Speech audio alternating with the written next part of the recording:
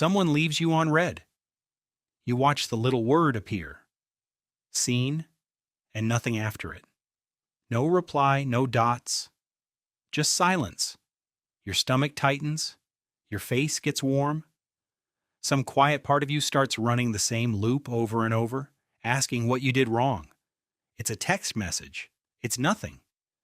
And yet your body is reacting like something is deeply, physically wrong.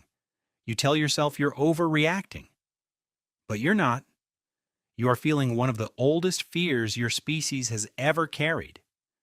And the real answer to what that fear is will surprise you because it isn't what you'd guess.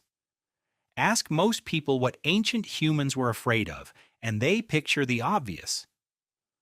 The lion in the grass. The bear at the mouth of the cave, the snake, the cliff, the dark, teeth and claws, and the 1,000 ways the wild could kill you, and yes, those things were real, those things were terrifying, but they were not the thing your ancestors feared most.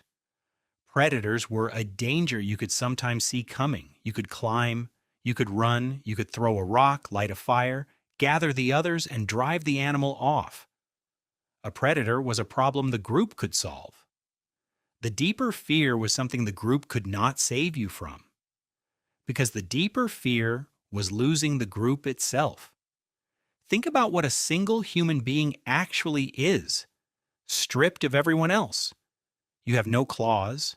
Your teeth are almost useless. You can't outrun most things that want to eat you. You can't smell danger the way a deer can. Alone, at night, in an ancient landscape, you are one of the softest, slowest animals around. So how did your ancestors survive for hundreds of thousands of years? Together. Only ever together. The group hunted together and shared the meat. The group watched the children while the mothers gathered. The group kept the fire alive through the night in shifts. The group remembered where the water was in the dry season and passed that memory down. One person could not hold all of that, but 50 people could. 100 could. The anthropologist Robin Dunbar spent years studying exactly this. He found that human social groups tend to settle around a natural size, roughly 150 people, the number of stable relationships one human mind can really hold. Your brain, he argued, got large not mainly to make tools but to track other people, who is kind, who is fair, who owes you, who you can trust with your life. Read that again. Your brain may be as big as it is because of other humans. So now imagine being pushed out of that, not eaten, not attacked, just quietly, deliberately, left behind. No one shares the meat with you anymore. No one watches your children. No one warns you when they move camp. The others turn slightly away when you approach. And one day they are simply gone, and you are standing where the fire used to be. For an ancient human, that was not loneliness. That was a death sentence. This is why exile, being cast out, shows up again and again as one of the harshest punishments in early human societies. You didn't have to be killed. You just had to be removed. The environment did the rest. The anthropologist Christopher Boehm spent decades studying how hunter-gatherer bands actually govern themselves. He found something striking. These groups were fiercely equal.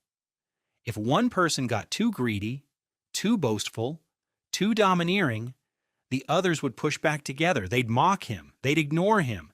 And if that wasn't enough, they would cast him out entirely. The threat of exclusion was how the group kept anyone from becoming a tyrant. So belonging wasn't just comforting. Belonging was survival, and everyone knew it. The fear of losing it was baked into the way people lived. And here is the part that should stop you. That fear never left. It is still inside you right now.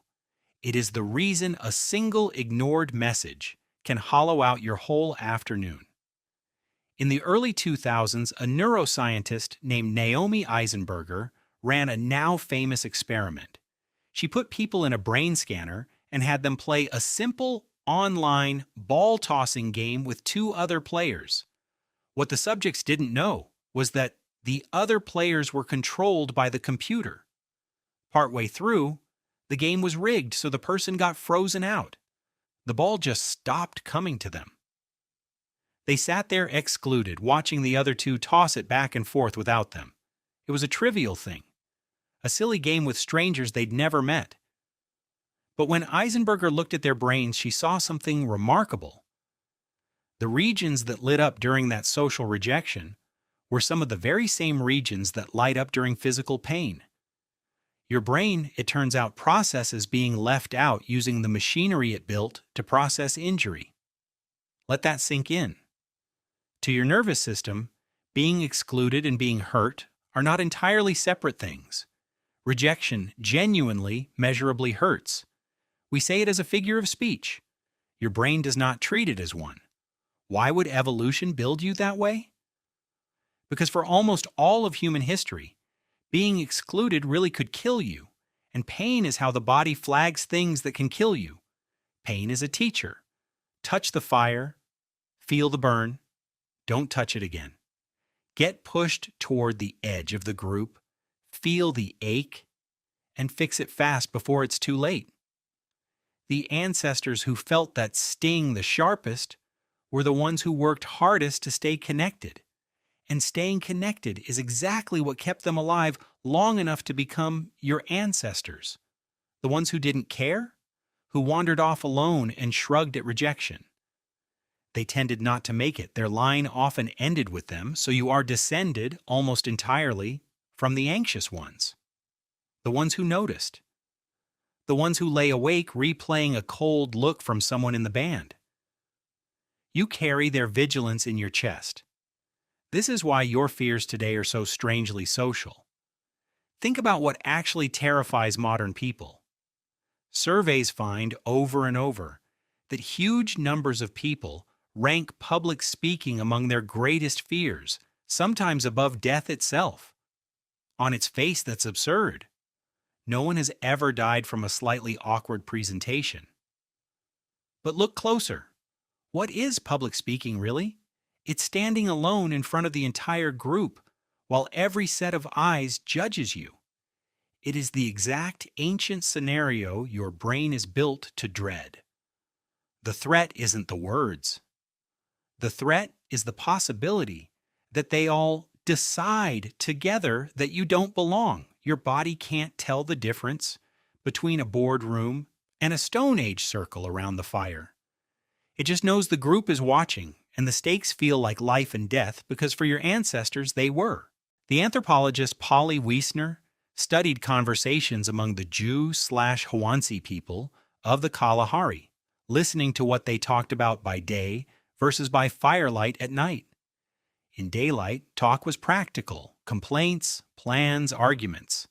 But at night around the fire, the talk changed. It softened into stories, myths, the lives of people far away, gossip about who did what to whom. That firelight gossip wasn't idle. It was the group weaving itself together night after night, tracking who could be trusted, keeping everyone inside the web of belonging.